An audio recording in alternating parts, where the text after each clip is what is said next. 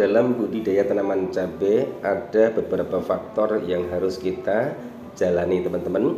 Yang pertama adalah pemrosesan lahannya, kemudian cari varietas yang tahan virus ataupun antivirus, kemudian proses lahan sedemikian rupa, persiapkan fungisida dan insektisida, pupuk masa vegetatif dan juga masa generatif. Di sini saya ingin berbagi pengalaman dengan teman-teman semua. Siapa tahu video yang saya bagikan kali ini di channel Heri Petani Indonesia bermanfaat. Tanaman cabai ini adalah hasil tumpang sari dengan tanaman semangka.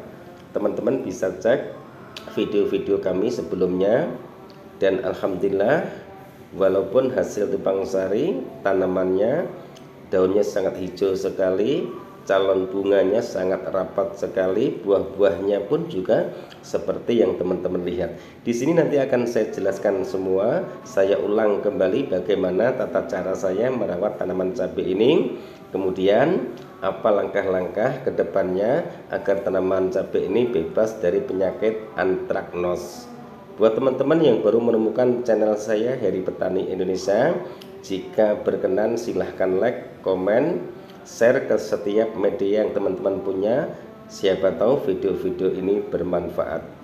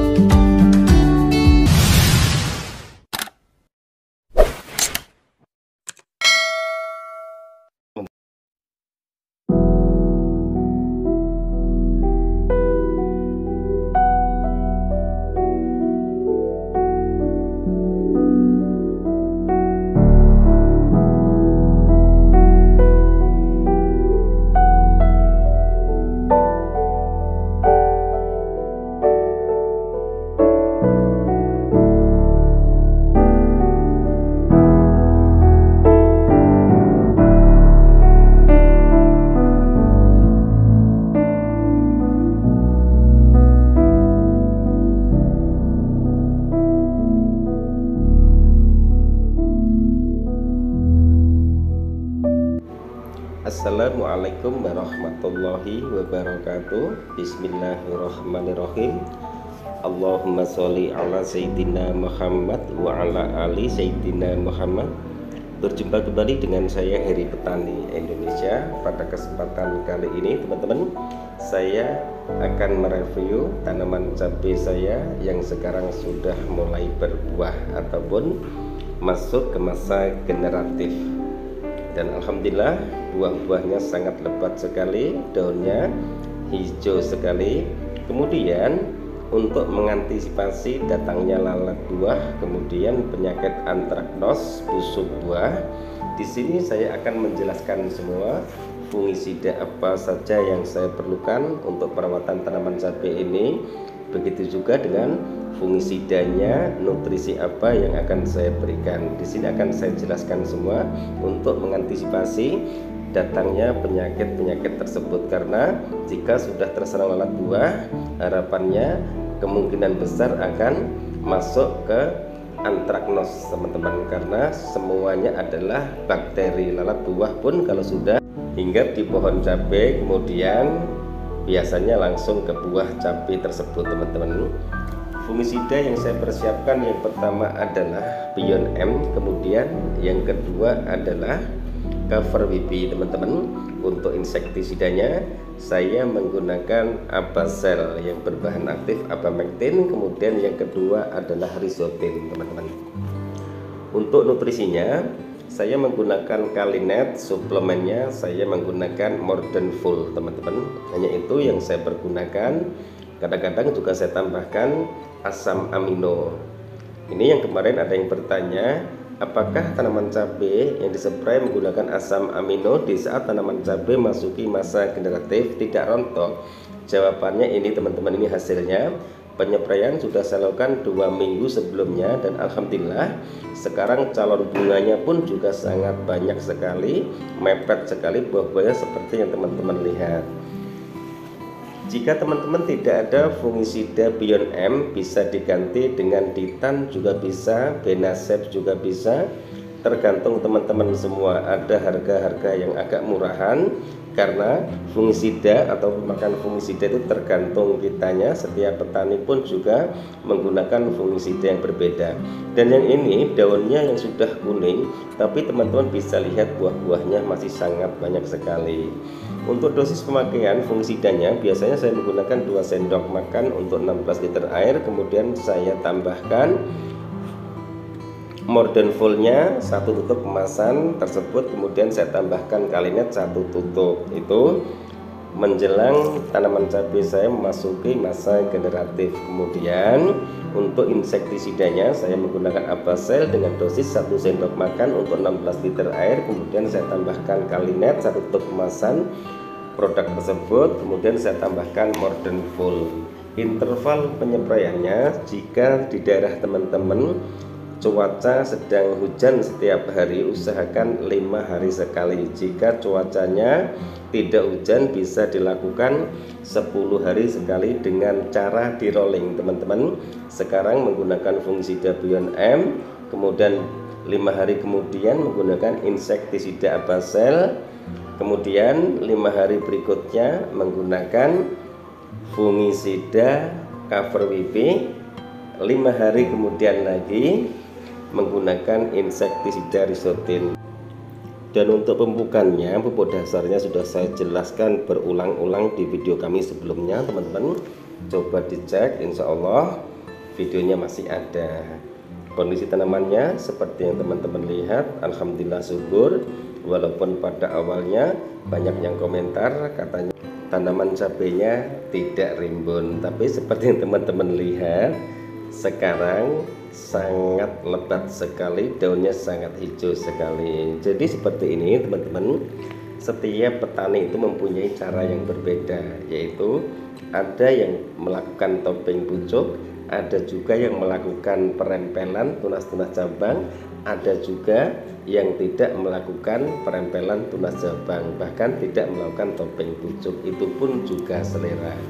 Bahkan saya sendiri pun juga sama, kadang-kadang juga saya lakukan topeng pucuk, kadang-kadang juga saya lakukan perempelan. Tapi setiap saya melakukan perempelan tadi, yang saya lihat adalah buah pertamanya dulu. Jika buah pertama belum saya petik, biasanya saya tidak melakukan perempelan ataupun membersihkan daunnya. Walaupun daunnya ini lebat, teman-teman bisa lihat di bawahnya sama sekali tidak ada kutu kebun. Walaupun ini di sampingnya ada pohon singkong, pohon rambutan, pohon durian, dan saya menanam cabenya ini adalah di lahan-lahan kebun di tengah-tengah perumahan teman-teman. Jadi pemakaian fungisida ataupun insektisidanya pun juga selalu saya minimalisir. Tujuannya apa? Takutnya baunya menyengat karena ini adalah racun. Itu rumah-rumahnya, ini memang perumahan, rumahnya tingkat 2 semua, itu yang di sana itu kelihatan. Jadi saya pun juga harus bisa mengontrol pemakaian obat-obat kimia. Terus yang ketiga teman-teman, di sini saya jelaskan teman-teman tidak perlu ataupun tidak harus menggunakan nutrisi seperti saya, misalnya Kalinet, Vitaron SL, kemudian Morden full. Bisa diganti menggunakan MKP, bisa. Untuk pembesaran buahnya nanti ditambahkan dengan KNO3 warna putih juga bisa. Jadi terserah teman-teman.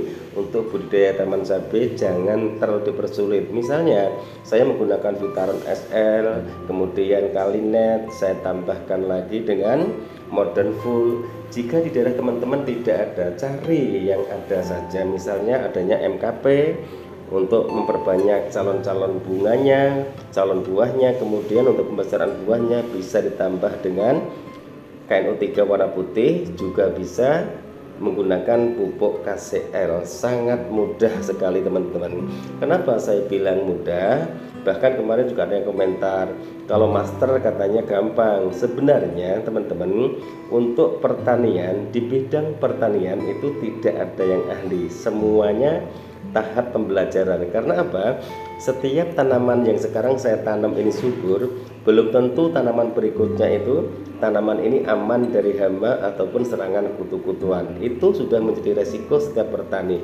Yang terpenting adalah rajin mengontrol tanaman tersebut, kemudian usahakan tanaman itu bisa terkena sinar matahari secara langsung sebelum tanaman itu membuahkan buah-buah yang banyak. Misalnya seperti ini, jika tanaman itu masih kecil, sinar matahari itu sudah kurang, bagaimana pertumbuhan tanaman itu bisa maksimal? Karena apa? Tanaman cabai itu lebih kuat di musim kering daripada di musim hujan. Berarti kebutuhan sinar matahari itu harus terpenuhi, harus tercukupi. Jadi intinya seperti itu teman-teman.